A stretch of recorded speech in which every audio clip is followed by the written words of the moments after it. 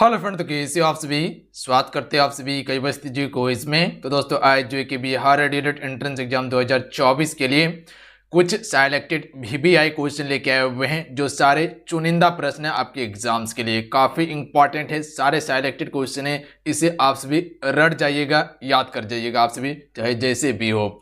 Lump sum जो है कि 60 क्वेश्चन हम सभी कवर करने वाले हैं आज की सेशन में, तो कंप्लीट इसे जरूर कवर कीजिएगा। अगर आज का ये लेक्चर अच्छा लगे, हेल्पफुल लगे, तो आप सभी क्लासेस को लाइक करके शेयर अपने दोस्तों में जरूर कीजिएगा। तो चलिए शुरू करते हैं आज की सेशन को। आइए फर्स्ट क्वेश्चन देखिए। फर्स्ट क्वेश्चन है कि खून को थक्का जमने में सहायक विटामिन है। अगर इन सेट में किसी भी क्वेश्चन का आंसर पता हो तो अपना आंसर आप सभी नीचे कमेंट बॉक्स में बता सकते हैं। चलिए क्वेश्चन नंबर 1 के लिए आप सभी राइट आंसर बताएंगे कि खून को थक्का जमने में सहायक विटामिन जो है वो कौन सा विटामिन है। फ्रेंड काफी इंपॉर्टेंट क्वेश्चन आपके एग्जाम्स के लिए। तो right answer option number D हो जाएंगे विटामिन के। ध्यान रखिएगा विटामिन के जो है फ्रेंड ये क्या है, खून को थक्का जमने में सहायक विटामिन है। इसका रासायनिक नाम क्या है, तो फाइलोक्विनोन इसका रासायनिक नाम है। अगर वही क्वेश्चन आपसे इससे पूछ लिया जाए कि विटामिन डी का रासायनिक नाम क्या है, तो ध्यान रखिएगा कैल्सीफेरॉल विटामिन डी का रासायनिक नाम है। सबसे अच्छा स्रोत क्या है इसका, तो सूर्य का प्रकाश सबसे अच्छा स्रोत होता है, ध्यान रखिएगा। अगर वही क्वेश्चन आपसे इससे पूछ लिया जाए कि विटामिन सी का रासायनिक नाम क्या है, तो ध्यान रखिएगा एस्कॉर्बिक एसिड। क्या, एस्कॉर्बिक एसिड विटामिन सी का रासायनिक नाम है। और सबसे अच्छा स्रोत क्या है, तो आंवला सबसे अच्छा स्रोत है। जो खट्टे पदार्थ होते हैं वो विटामिन सी का सबसे अच्छा स्रोत होते हैं। अगर विटामिन ए के बारे में पूछ लिया जाए तो इसकी कमी से रतौंधी रोग होता है, और सबसे अच्छा स्रोत जो है इसका गाजर है। ध्यान रखिएगा आप सभी, क्या है, गाजर। और इसका रासायनिक नाम क्या है, रेटिनॉल है। तो इतना फैक्ट को आप जरूर याद रखिएगा फ्रेंड। अगला क्वेश्चन है क्वेश्चन नंबर 2, हर्यक वंश का संस्थापक कौन था। फ्रेंड चलिए क्वेश्चन नंबर 2 के लिए आपसे राइट आंसर बताएंगे। इस क्वेश्चन का राइट आंसर क्या हो जाएगा, हर्यक वंश का संस्थापक जो था वो कौन था। तो आपसे को बताओगे कि हर्यक वंश का संस्थापक था बिंबिसार। ध्यान रखिएगा आप सभी, क्लियर है। चंद्रगुप्त मौर्य ने मौर्य वंश की स्थापना की थी, शिशुनाग ने शिशुनाग वंश की स्थापना की थी, और श्रीगुप्त ने गुप्त वंश की स्थापना की थी। क्लियर है, ध्यान रखिएगा आप सभी। अगला क्वेश्चन देख लीजिए, हेमावती किसकी सहायक नदी है। सबसे पहले यहां पे आप ये समझ लीजिए कि हेमावती जो है ये दक्षिण की ओर प्रभावित होने वाली नदी है, जो कि कावेरी की सहायक नदी है। ध्यान रखिएगा आप सभी।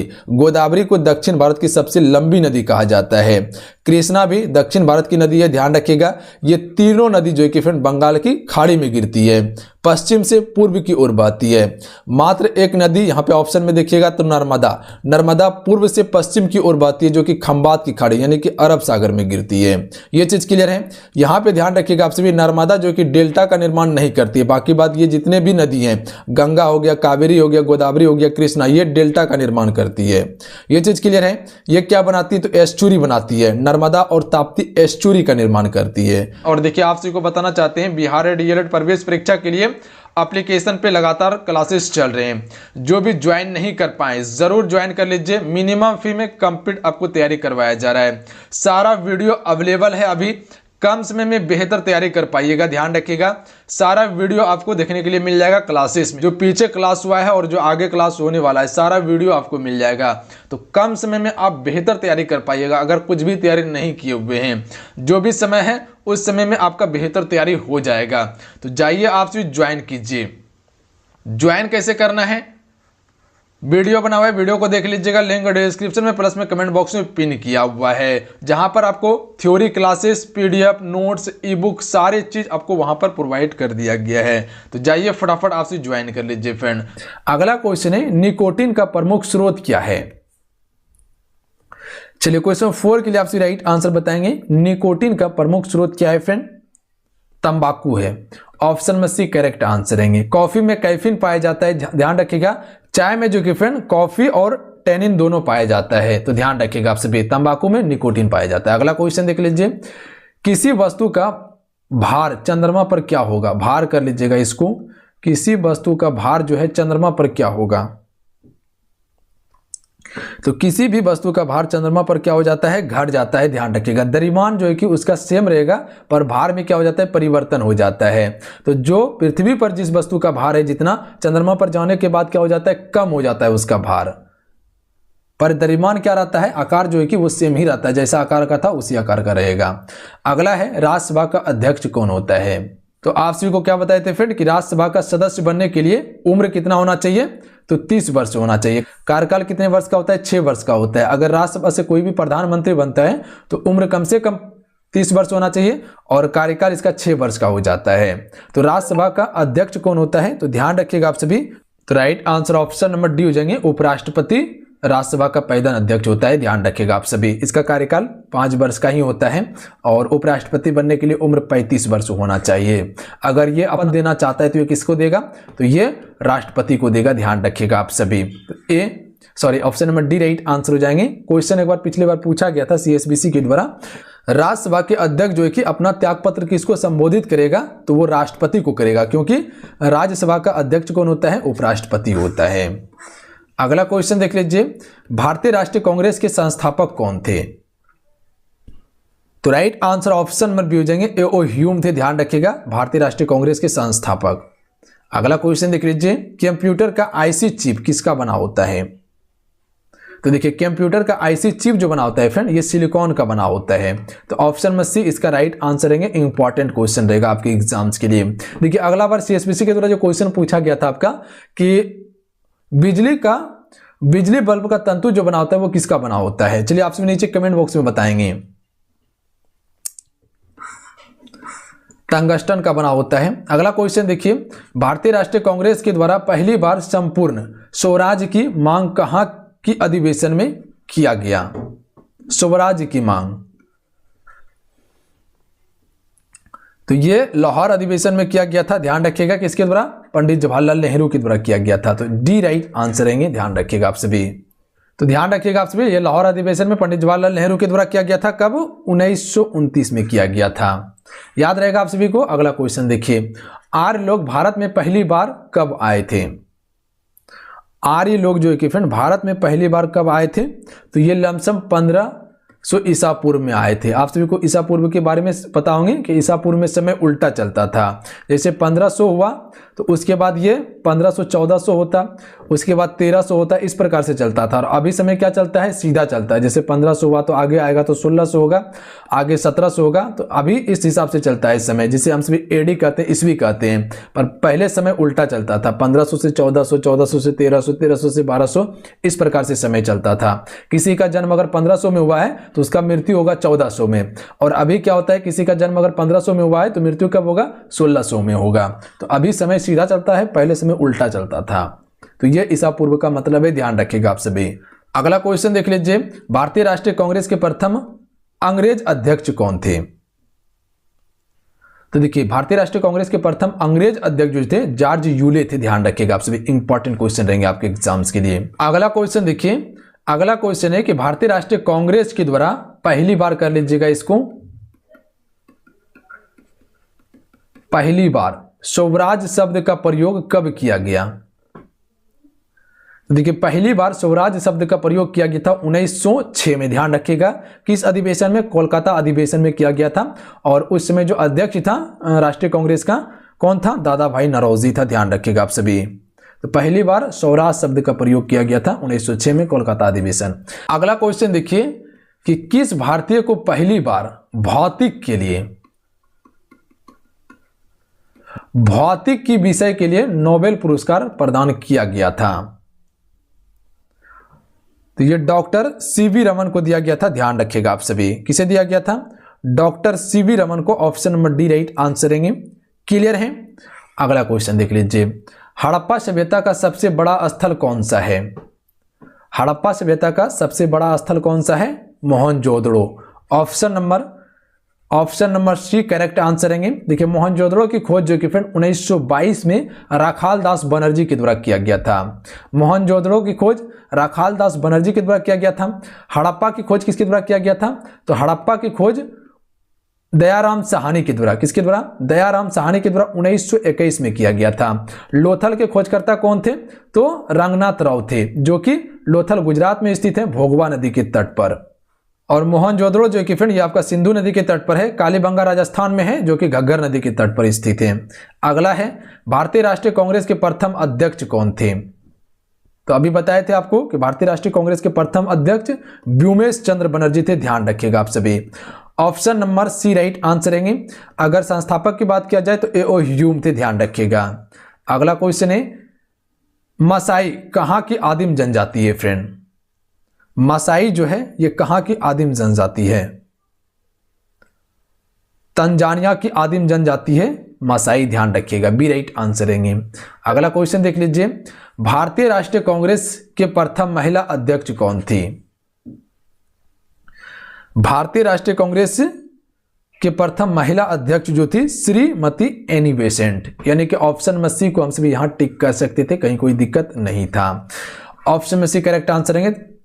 अगला क्वेश्चन देखिए, मायोपिया का अर्थ होता है, मायोपिया का क्या अर्थ होता है? तो देखिए मायोपिया को हम सभी निकट दृष्टि दोष भी कहते हैं, ध्यान रखिएगा। इसमें क्या होता है, निकट की वस्तु दिखाई देता है पर दूर की वस्तु हमें दिखाई नहीं देता है, ध्यान रखिएगा आप सभी। और हाइड्रोमायोपिया में क्या होता है, उसमें दूर की वस्तु दिखाई देता है पर निकट की वस्तु दिखाई नहीं देता है। तो उसके लिए हम सभी उत्तल लेंस का प्रयोग करते हैं, निकट की वस्तु देखने के लिए उत्तल लेंस का प्रयोग करते हैं। और वो किस दोष में होता है, तो हाइड्रोमायोपिया यानी कि दूर दृष्टि दोष में होता है। और निकट दृष्टि दोष में किस लेंस का उपयोग करते हैं, तो हम सभी अवतल लेंस का प्रयोग करते हैं। तो ध्यान रखिएगा आप सभी, अगर मायोपिया की बात किया जाए तो इसके निवारण के लिए हम सभी अवतल लेंस का प्रयोग करते हैं। अगला क्वेश्चन देख लीजिए, जैनों के अनुसार महावीर तीर्थकर थे। देखिए जैन धर्म में जो कि फ्रेंड कुल 24 तीर्थंकर थे, कितने, कुल 24 तीर्थंकर थे। तो महावीर स्वामी की बात किया जाए तो ये 24वें और अंतिम तीर्थंकर थे, ध्यान रखिएगा। इसके समय में जैन धर्म का सबसे अधिक विकास हुआ था। तो इसका option number C right answer हो जाएंगे। जैन धर्म के संस्थापक कौन थे, ऋषभ देव थे। यहां से क्वेश्चन पूछा जाता है कि जैन धर्म के 23वें तीर्थंकर कौन थे, तो पार्श्वनाथ थे, ध्यान रखिएगा, पार्श्वनाथ थे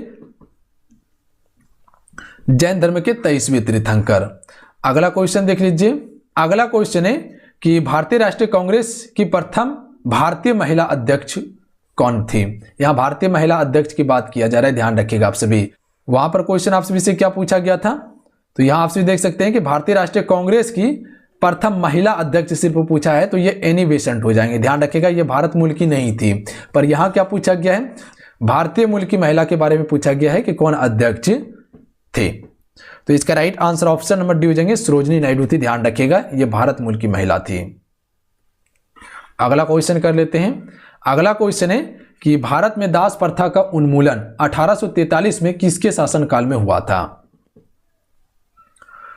तो भारत में दास प्रथा का उन्मूलन जो कि फ्रेंड ये लॉर्ड एलिन ब्रो के शासनकाल में हुआ था, ध्यान रखिएगा, एलिन ब्रो के शासनकाल में हुआ था दास प्रथा का उन्मूलन। अगला क्वेश्चन है कि प्राचीन भारत के इतिहास को जानने का सबसे उत्तम स्रोत क्या है? अगर प्राचीन भारत का आपको इतिहास जानना है तो इसके लिए सबसे उत्तम स्रोत क्या है? सिक्के हैं, मूर्ति हैं, अवशेष हैं या अभिलेख? तो ध्यान रखिएगा, अभिलेख से पता किया जा सकता है। अगर जहां प्राचीन भारत का अगर आपको इतिहास जानना है तो अभिलेख को देखना होगा आपको। अगला क्वेश्चन देख लीजिए, भारतीय राष्ट्रीय कांग्रेस के प्रथम मुस्लिम अध्यक्ष कौन थे? बदरुद्दीन तैयबजी थे, ध्यान रखिएगा आप सभी, कौन थे? बदरुद्दीन तैयबजी थे। इंपॉर्टेंट क्वेश्चन रहेंगे आपके लिए। अगला क्वेश्चन देख लीजिए। अगला क्वेश्चन है कि वर्तमान समय में सर्वोच्च न्यायालय के अंतर्गत कुल कितने न्यायाधीश कार्य करते हैं? तो वर्तमान समय में सर्वोच्च न्यायालय के अंतर्गत कुल जो न्यायाधीश अभी काम करते हैं 31 न्यायाधीश हैं, ध्यान रखिएगा आप सभी। तो ऑप्शन नंबर डी इसका राइट आंसर हो जाएंगे। अगला क्वेश्चन देखिए, सबसे अधिक मात्रा में विटामिन ए पाया जाता है, कहे तो विटामिन ए का सबसे अच्छा स्रोत जो है वो क्या है? गाजर है। ऑप्शन में बी राइट आंसर हो जाएंगे, ध्यान रखिएगा आप सभी। आंवला किसका स्रोत है? तो विटामिन सी का सबसे अच्छा स्रोत है, ध्यान रखिएगा आप सभी। देखिए विटामिन ए की कमी से रतौंधी रोग होता है, कौन सा? रतौंधी रोग होता है। और इसका रासायनिक नाम क्या है? रेटिनॉल इसका रासायनिक नाम है। अगला है, भारतीय राष्ट्रीय कांग्रेस के सबसे कम उम्र के अध्यक्ष कौन थे? भारतीय राष्ट्रीय कांग्रेस के सबसे कम उम्र के अध्यक्ष की अगर बात किया जाए अबुल कलाम आजाद थे, ध्यान रखिएगा आप सभी, ए राइट आंसर रहेंगे, अबुल कलाम आजाद। अगला क्वेश्चन देख लीजिए फ्रेंड, उज्जैन किस नदी के किनारे अवस्थित है? चलिए बताएंगे इस क्वेश्चन का राइट आंसर क्या हो जाएगा। उज्जैन किस नदी के किनारे अवस्थित है? शिप्रा नदी के किनारे स्थित है। आप सभी से क्वेश्चन भी पूछे थे कि उज्जैन किस राज्य में है, तो वो मध्य प्रदेश यानी कि एमपी में है। अगला क्वेश्चन देखिए, हिंदू विधवा पुनर्अधिनियम कब पारित हुआ था? तो right answer option number D हो जाएंगे, 1856 में पारित हुआ था, ध्यान रखिएगा आप सभी। अगला क्वेश्चन कर लेते हैं फ्रेंड कि कुतुबुद्दीन ऐबक का उत्तराधिकारी कौन था। तो देखिए कुतुबुद्दीन ऐबक का उत्तराधिकारी जो बना था वो आराम शाह बना था, ध्यान रखिएगा आप सभी। पर आराम शाह ज्यादा दिन तक शासन नहीं किया था, मात्र 8 माह तक शासन किया था। उसके बाद इल्तुतमिश ने इसके क्या कर दी, हत्या कर दी थी। और इल्तुतमिश जो कि फ्रेंड गुलाम वंश का सुल्तान बन गया था। रज्जा सुल्तान भारत की पहली महिला शासिका थी जो कि इल्तुतमिश की पुत्री थी ये, जिसने पहली बार बागडोर संभाला था दिल्ली सल्तनत का। अगला है गैर कांग्रेसी सरकार स्थापित करने वाला प्रथम राज्य कौन है। तो गैर कांग्रेसी सरकार स्थापित करने वाला प्रथम राज्य है Kerala, option number D right answer रहेंगे। आगे है भाषा के आधार पर प्रथम राज्य आंध्र प्रदेश की स्थापना कब की गई थी। तो भाषा के आधार पर प्रथम राज्य जो है कि फ्रेंड आंध्र प्रदेश को बनाया गया था, और यह बनाया गया था 1953 में। तो इसका option number B right answer हो जाएंगे। देखिए क्वेश्चन यहां से पूछा जाता है कि भाषाई आधार पर गठित होने वाला पहला राज्य कौन सा था, तो आंध्र प्रदेश था। गठन कब हुआ था, 1953 पे हुआ था। 1953 में। राष्ट्रपति के वेतन में संशोधन कौन करता है फ्रेंड। तो राष्ट्रपति के वेतन में संशोधन करता है संसद ही करता है, ध्यान रखिएगा आप सभी। तो option number D right answer रहेंगे इसका। अगला क्वेश्चन कर लेते हैं, नागा अर्जुन कौन थे। तो देखिए नागा अर्जुन जो थे बौद्ध दार्शनिक थे, ध्यान रखिएगा आप सभी। यहां से याद रखिएगा बौद्ध धर्म के संस्थापक कौन थे, गौतम बुद्ध थे। गौतम बुद्ध बौद्ध धर्म के संस्थापक थे। अगला क्वेश्चन देख लीजिए, लेखक की कला को सर्वप्रथम किसने विकसित किया था। लेखक की कला को सर्वप्रथम किसने विकसित किया था, चाइनीजों ने किया था। ऑप्शन में बी राइट आंसर रहेंगे। अगला क्वेश्चन देख लीजिए फ्रेंड, पृथ्वी के वायुमंडल में सबसे अधिक घनत्व किस मंडल में होता है। अगले बार जो आपसे क्वेश्चन था कि पृथ्वी का सबसे ऊपरी मंडल कौन सा है, तो वो ब्रह्मी मंडल है। पर यहां क्वेश्चन क्या पूछा गया है कि पृथ्वी के वायुमंडल में सबसे अधिक घनत्व जो है वो किस मंडल में होता है, तो ये क्षोभ मंडल में होता है, ध्यान रखिएगा। वायुमंडलीय घटना जो होता है वो ज्यादातर कहां होता है, क्षोभ मंडल में ही होता है, ध्यान रखिएगा। जैसे बादल का गरजना हो गया, बिजली का चमकना हो गया, आंधी तूफान हो गया, ये क्षोभ मंडल में ही होता है, जो कि जमीन से लमसम 18 किलोमीटर तक ये मंडल फैला हुआ है। आगे है, भारत में किस प्रकार की अर्थव्यवस्था है। तो भारत में देखिए मिश्रित अर्थव्यवस्था है, ध्यान रखिएगा आप सभी। ऑप्शन में सी राइट आंसर हो जाएंगे। थोड़ा सा इसको आप सभी समझ लीजिए वायुमंडलीय संरचना के बारे में। देखिए आप सभी को बताते हैं कि जैसे कि आपका क्या है, पृथ्वी है, यहाँ पे है पृथ्वी। तो यहाँ पे अगर समझिएगा तो कन्फ्यूजन आपका क्लियर हो जाएगा। यहाँ लमसम जो है कि फ्रेंड 18 किलोमीटर तो जो है वो क्या है, आपका क्षोभ मंडल है, ध्यान रखिएगा आप सभी। कौन सा मंडल है, क्षोभ मंडल है। अगर आगे जाइएगा तो आगे जो आपको मिलेगा ये कौन सा मंडल हो जाएगा, तो ये समताप मंडल होगा, समताप मंडल हो जाएगा। उसके बाद आगे जाइएगा तो ये कौन सा मंडल हो जाएगा, तो ये आपका मध्य मंडल होगा, ध्यान रखिएगा आप सभी, मध्य मंडल हो जाएगा। उसके बाद जाइएगा, उसके बाद ये कौन सा मंडल हो जाएगा, आयन मंडल हो जाएगा, ठीक है, आयन मंडल हो जाएगा। और उसके बाद जो सबसे ऊपरी मंडल है वो आपका ब्रह्मी मंडल है, ध्यान रखिएगा आप सभी, या बाही मंडल भी इसको कहा जाता है, तो ध्यान रखिएगा। इसका ऊंचाई देखिएगा तो लमसम जो है कि फ्रेंड 600 से लेके एबव होता है इसका ऊंचाई। तो ज्यादातर क्वेश्चन पूछा जाता है कि क्षोभ मंडल की ऊंचाई कितना है, तो 18 किलोमीटर तक होता है क्षोभ मंडल। और एक क्वेश्चन पूछा जाता है कि ओजोन परत जो कि फ्रेंड वो किस मंडल में पाया जाता है, तो समताप मंडल में ओजोन परत पाया जाता है। क्लियर है। अगला क्वेश्चन देखिए, अगला क्वेश्चन है कि राज्यसभा के सदस्य का कार्यकाल कितने वर्ष का होता है। तो राज्यसभा सदस्य का कार्यकाल 6 वर्ष का होता है, आप सभी को बताए होंगे। अगला क्वेश्चन देख लीजिए, गेहूं के उत्पादन में, गेहूं के उत्पादन के लिए न्यूनतम कितनी वर्षा होनी चाहिए, तो 50 से 70 सेमी तक वर्षा होनी चाहिए गेहूं के उत्पादन के लिए। और चावल के उत्पादन के लिए 100 से एबव वर्षा होनी चाहिए, 100 सेमी से। अगला देख लीजिए, उत्तर प्रदेश राज्य, उत्तर प्रदेश राज्य के बाद सबसे अधिक संख्या में लोकसभा के सदस्य किस राज्य से चुने जाते हैं। तो यहां सबसे पहले यह समझिए कि उत्तर प्रदेश राज्य से जो कि फ्रेंड लोकसभा में सबसे अधिक सदस्य चुने जाते हैं। उसके बाद दूसरा नंबर में किस राज्य से चुने जाते हैं, तो महाराष्ट्र से चुने जाते हैं, ध्यान रखिएगा आप सभी। तो option number C right answer हो जाएंगे। सबसे अधिक लोकसभा में अध्यक्ष उत्तर प्रदेश से, उसके बाद जो कि फ्रेंड महाराष्ट्र से। अगला है, गुलाम वंश का अंतिम शासक कौन था। तो गुलाम वंश का अंतिम शासक था कैमूर, ध्यान रखिएगा। Option number B right answer रहेंगे। कौन थे, कैमूर से थे। गुलाम वंश का संस्थापक कुतुबुद्दीन ऐबक। अगला क्वेश्चन देखिए, सबसे कम वन किस राज्य में पाए जाते हैं? तो देखिए सबसे कम वन जो पाए जाते हैं हरियाणा राज्य में है। हरियाणा राज्य में जो कि फ्रेंड सबसे कम वन है। और सबसे अधिक वन की बात किया जाए तो वो एमपी मध्य प्रदेश हो जाएंगे। मध्य प्रदेश को वनों का प्रदेश कहा जाता है। हरियाणा में सबसे कम वन है। अगला है, दिल्ली सल्तनत के तहत कुल कितने राजवंशों ने शासन किया था? तो आप सभी को क्या बताए थे कि दिल्ली सल्तनत पर कुल 5 वंशों ने शासन किया था। कौन कौन सा? गुलाम वंश, खिलजी वंश, तुगलक वंश, सैयद वंश, लोधी वंश। कुल 5 वंशों ने शासन किया था। तो याद रखिएगा आपसे भी अगला क्वेश्चन है कि सबसे बड़ी स्तनधारी मेमल कौन है? सबसे बड़ी स्तनधारी मेमल जो है फ्रेंड वो ब्लू व्हेल मछली है। ए राइट आंसर रहेंगे। अगला क्वेश्चन देखिए, निम्नलिखित में से कौन एक अर्ध विकसित बच्चा को जन्म देती है? तो देखिए अर्ध विकसित बच्चा को जन्म देती जो है वो कंगारू देती है। ध्यान रखिएगा आप सभी। Option number C right answer रहेंगे। और ये ऑस्ट्रेलिया का क्या है? राष्ट्रीय पशु है। अगला है, तुगलक वंश का अंतिम शासक कौन था? देखिए तुगलक वंश का संस्थापक था गयासुद्दीन तुगलक। पर यहां क्वेश्चन पूछा गया है कि अंतिम शासक कौन था? तो अंतिम शासक जो था नसरुद्दीन मोहम्मद शाह था। ध्यान रखिएगा आप सभी। ए राइट आंसर हो जाएंगे। अगला क्वेश्चन देखिए, भारत में आजादी के समय कांग्रेस के अध्यक्ष कौन थे? जब भारत की आजादी हो रहा था तो उस समय कांग्रेस के अध्यक्ष कौन थे? जेबी कृपलानी थे। ऑप्शन में सी करेक्ट आंसर रहेंगे। भारत को आजादी कब मिले थे? नीचे कमेंट करके आप सी बताएंगे। महमूद गजनवी के साथ भारत आने वाला इतिहासकार कौन था? तो महमूद गजनवी के साथ भारत आने वाला इतिहासकार था अल-बरूनी। ध्यान रखिएगा आप सभी। Option number A right answer हो जाएंगे। और एक क्वेश्चन आपसे से पूछा जाता है, मोरक्को का यात्री था इब्न बतूता, वो किसके शासनकाल में आया था? तो ध्यान रखिएगा मोहम्मद बिन तुगलक के शासनकाल में आया था। तो ये दोनों चीज को याद रखिएगा। अल-बरूनी की एक फेमस पुस्तक है जो कई बार क्वेश्चन पूछा गया है।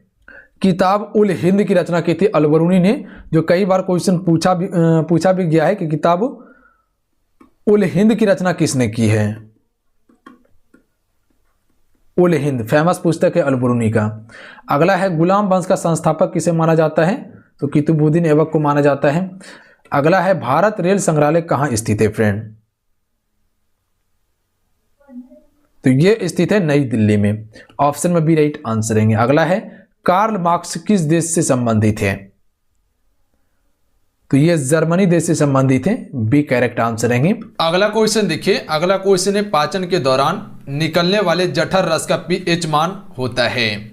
चलिए क्वेश्चन नंबर 51 के लिए आप सी राइट आंसर बताएंगे। सी राइट आंसर हो जाएंगे। 7 से कम होता है। ध्यान रखिएगा पीएच मान। देखिए 7 से जो कम होता है ये अम्लीय होता है और 7 से अधिक जो होता है वो क्षारीय होता है। अगला क्वेश्चन है, दांतों की सड़न डैश के कारण होती है? ए राइट आंसर हो जाएंगे। ध्यान रखिएगा जीवाणु के कारण जो कि फ्रेंड दांतों का सड़न होती है। ऑप्शन में ए राइट आंसर रहेंगे।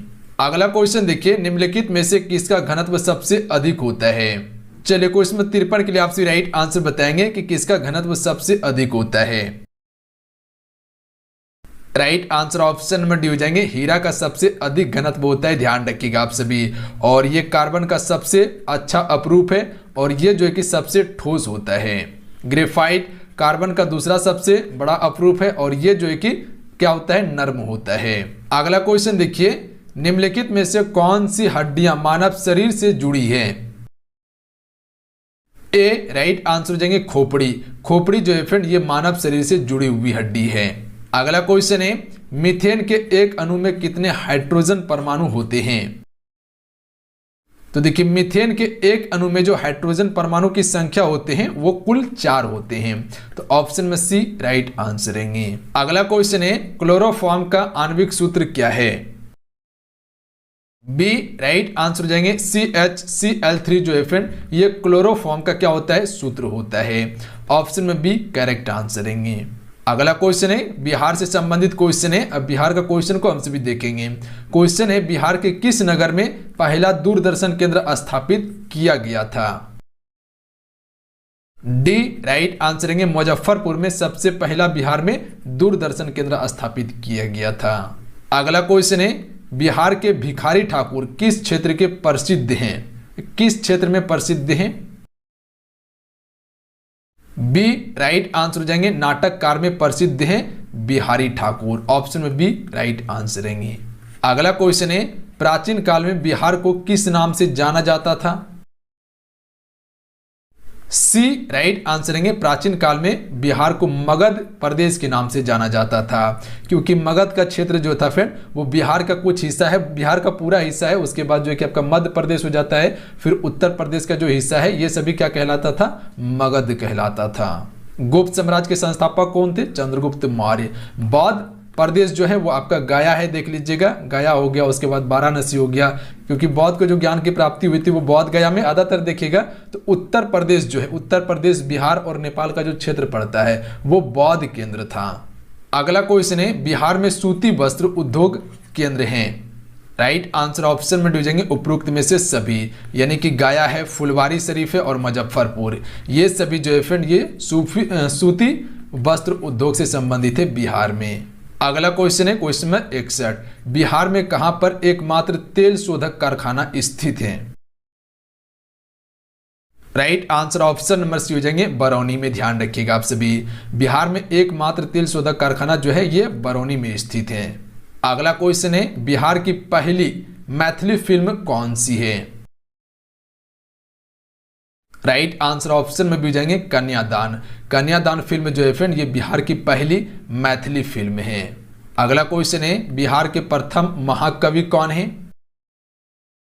बी राइट आंसर है विद्यापति। विद्यापति जो है फ्रेंड ये बिहार के प्रथम महाकवि थे, तो ऑप्शन में बी राइट आंसर रहेंगे। अगला क्वेश्चन है क्वेश्चन नंबर 64, बिहार की प्रथम महिला मुख्यमंत्री कौन है? या कौन थे, यहां पर लगा लीजिएगा आप सभी, है नहीं थे। राइट आंसर ऑप्शन में जाएंगे राबड़ी देवी, जो कि लालू यादव का पत्नी थी। राबड़ी देवी ये बिहार की प्रथम महिला मुख्यमंत्री थी, जो कि अनपढ़ मुख्यमंत्री थी। ध्यान रखिएगा आप सभी। ममता बनर्जी के बारे में आपको पता होंगे, जो कि अभी ये आपका पश्चिम बंगाल की मुख्यमंत्री है ममता बनर्जी।